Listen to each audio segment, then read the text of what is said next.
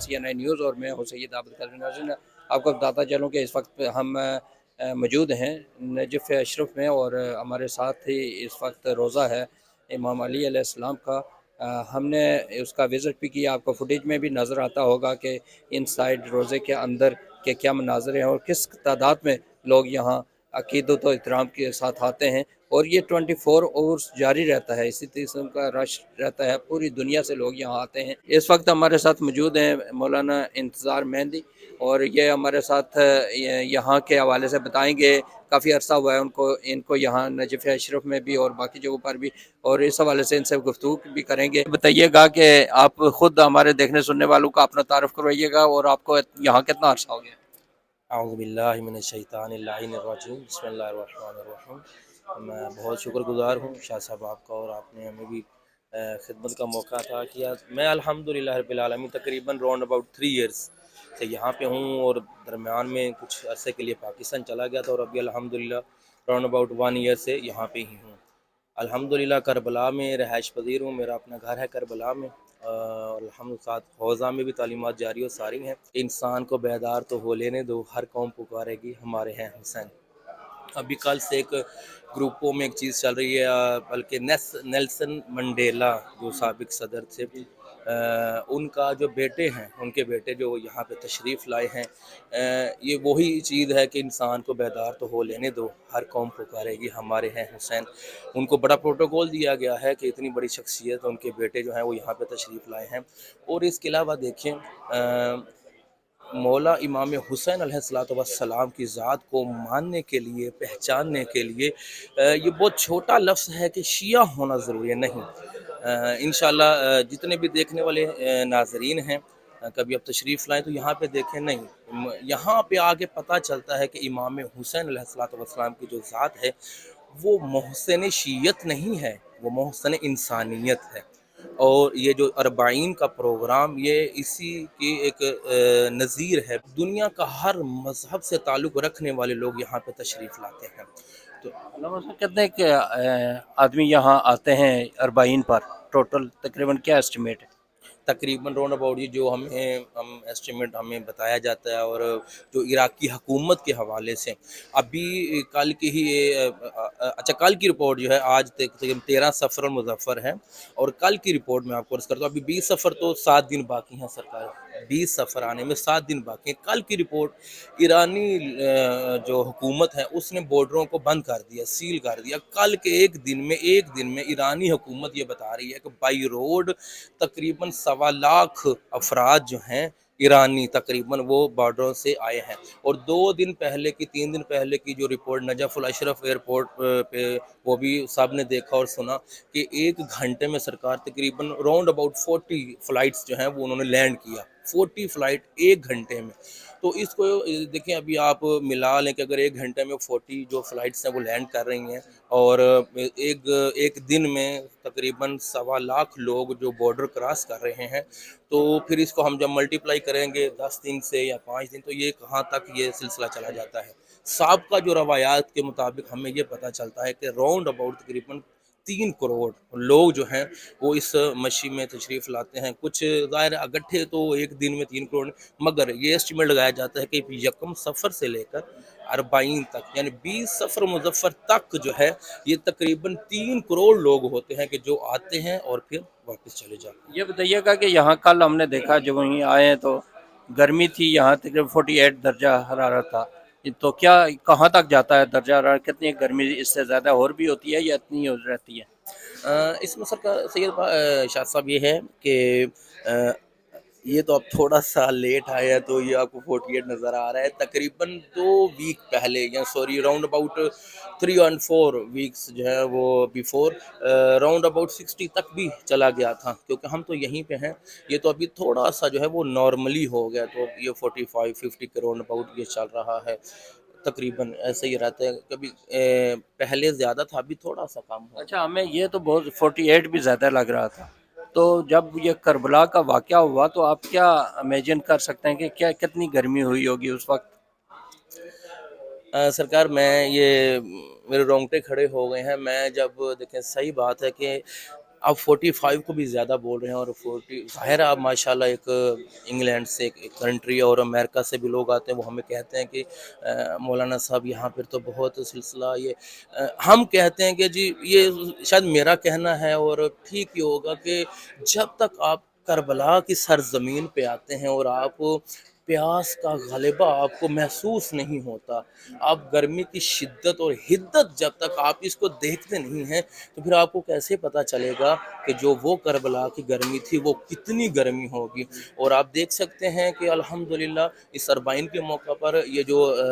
عربی عراقی لوگ ہوتے ہیں، انہوں نے اپنی ہر چیز وہ گھر باہر سارا کچھ موقف کی صورت میں یہ مولا کے مہمانوں کو ویلکم کرتے ہیں، اور جب آپ کو پیاس لگتی ہے تو آپ پانی پی لیتے ہیں، جب آپ کو بھوک لگتی ہے تو آپ کھانا کھا لیتے ہیں، مطلب تھوڑی سی آپ کو جب بھی کوئی پیاس لگتی ہے تو آپ اس کو پانی پی لیتے ہیں۔ یہ میرا نظریہ ہے۔ میں مولا کے پاس جب جاتا ہوں تو میں ایک بات کرتا ہوں، مولا کہ یہ جو زائرین آپ کو ملنے کے لیے آتے ہیں، مولا جب یہ پانی پی لیتے ہیں یا کھانے اچھے کھا لیتے ہیں، مولا نہ جانے آپ کی پیاس کو کس طرح یہ محسوس کس طرح یہ یاد کرتے ہیں۔ میں سوری ایک چیز عرض کرنا چاہتا ہوں، 2-3 مہینے پہلے کا 4 مہینے پہلے کا واقعہ ہے۔ کچھ زائرین آئے تھے اور ان کے پاس رہنے کو اکثر سالار حضرات ہوتے ہیں جو زائرین کے ساتھ تھوڑا سا وہ کرتے ہیں، وہ گلی میں بیٹھے، کربلا کی بات ہے، تو ہمیں بھوکے بھی ہیں، ہم پیاسے بھی ہیں، ہم کھانا نہیں کھایا۔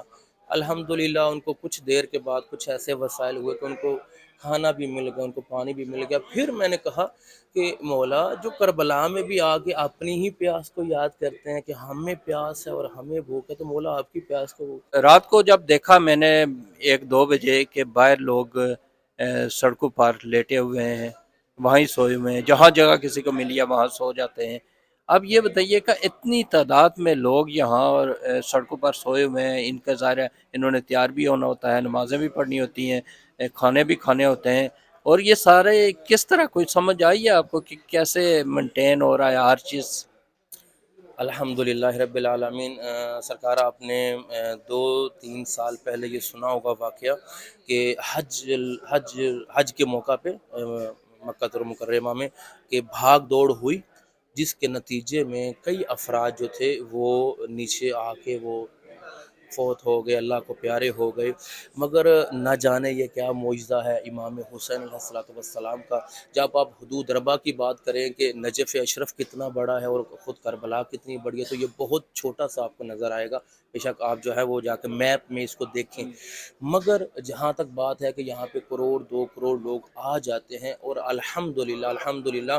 یہ میڈیا کا دور ہے جی، یہاں پہ آپ ایک لفظ اپنے منہ سے نکالیں تو یہ 1 منٹ میں پوری دنیا میں چلا جاتا ہے، اور یہ واحد اربعین کا یہ سلسلہ ہے۔ الحمدللہ ہم اسے معجزے سے کم نہیں کہیں گے، جیسا آپ نے سوال کیا، لوگوں نے کھانا ہوتا ہے، پینا ہوتا ہے، دوسرے ظاہر ہے انسانی لوازمات وہ بہت ضروری ہوتے ہیں،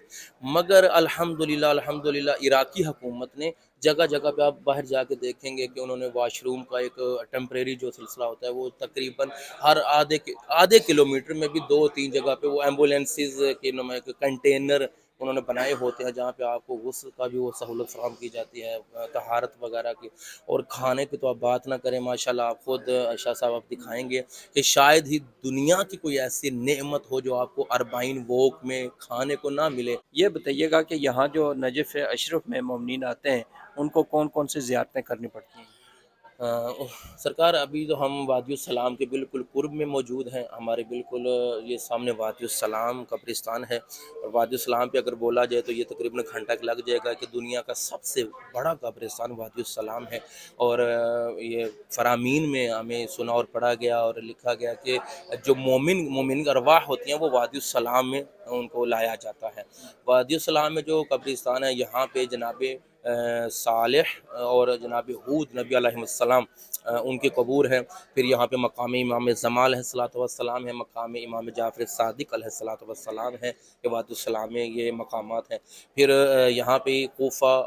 کی زیارات ہیں، کوفہ کے اندر مسجد کوفہ کے اندر جو ہے مختلف جناب مسلم ہیں، جناب حانی بن عروہ ہیں، جناب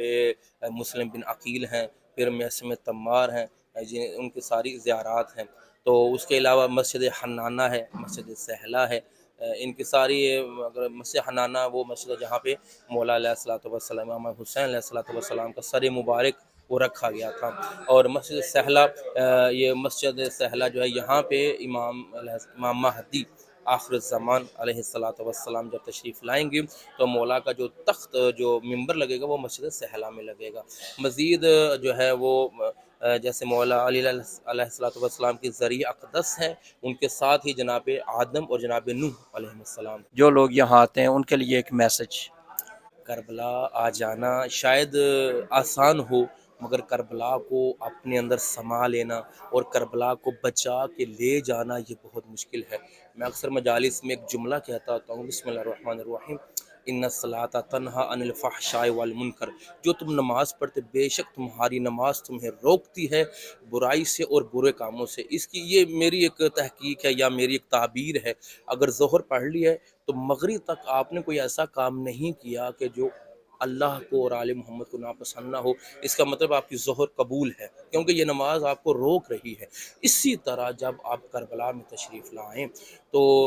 ہم نے دیکھنا ہو پیمانہ کیا ہے کہ ہمارے مولا نے ہمیں قبول کیا ہے، ہماری زیارت مولا نے قبول کی ہے۔ اس کا پیمانہ یہ ہے کہ آپ جب کربلا تشریف لائے، نجف الاشرف تشریف لائے، آپ آنے سے پہلے کچھ اور تھے، اور جب آپ کربلا والوں کی زیارت کر کے واپس اپنے ممالک میں چلے گئے تو آپ جانے کے بعد کچھ اور ہو جائے۔ مختصر یہ آپ نہ بتائیں جا کے ہر کسی کو شاہ صاحب کہ جی میں کربلا سے ہو کر آیا ہوں، میں کربلائی ہوں، میں مولا کی نہیں۔ آپ کا اٹھنا بیٹھنا، آپ کی گفتار، آپ کی رفتار، آپ کی عبادت، آپ کا اخلاق اتنا خوبصورت ہو جائے کہ جب آپ کسی کے پاس جائیں تو کہنے والے آپ کا ہر انداز دیکھ کے بولیں یہ ابھی کربلا سے ہو کر آئے ہیں۔ پہلے ہماری محفل میں بیٹھتے تھے تو بار بار وہ فلانے کی غیبت کرتے، اب ہم بولتے ہیں تو یہ ہمیں بولنے نہیں دیتے، کہتے ہیں کہ بھائی نہیں، ہم 3 لوگ بیٹھے ہیں اور 3 لوگوں میں ہی بات ہوگی، چوتھے کی بات نہیں ہوگی۔ بھائی یہ کیونکہ کربلا سے ہو کر آ گئے ہیں، کربلا والوں نے اس کو کچھ نہ کچھ عطا کر دیا ہے۔ بہت بہت شکریہ آپ کا، تھینک یو، بہت بہت شکریہ۔ جی بالکل، آپ نے سنی گفتگو۔ مولانا انتظار مہندی صاحب ہمارے ساتھ موجود تھے اور انہوں نے یہاں کے نجف اشرف کے حوالے سے کافی معلومات دی ہیں، تو انشاءاللہ آپ کے ساتھ دوبارہ بھی جڑے رہیں گے، مزید جو کچھ ہوگا وہ بھی آپ کو بتاتے رہیں گے۔ اسی کے ساتھ اجازت دیجیے، اللہ حافظ۔